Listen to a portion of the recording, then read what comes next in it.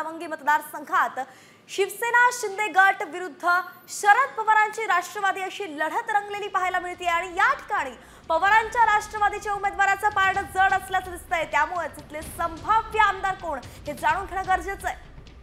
अर्थात घनसावंगी म्हणजेच राजेश टोपे यांचा मतदारसंघ आणि राष्ट्रवादी शरद पवार पक्षाचं पारडं जड दिसतंय। राजेश टोपे संभाव्य आमदार असण्याची शक्यता आहे। हिकमत उढाण यांना शिंदे गटानं उमेदवारी दिली होती। उमेदवारीच्या वेळेला बरंच नाट्य देखील रंगल्याचं पाहायला मिळालं। घनसावंगीमध्ये मात्र राजेश टोपे बाजी मारताना या निवडणुकीमध्ये पाहायला मिळतात। घनसावंगीतनं राजेश टोपे असतील, त्यामुळे काय नेमकी कारणं आहेत ते देखील जाणून घेऊयात आमचे प्रतिनिधी अक्षय शिंदे यांच्याकडून। जालन्यातील घनसावंगी विधानसभा मतदारसंघामध्ये या निवडणुकीमध्ये पंचरंगी लढत पाहायला मिळाली।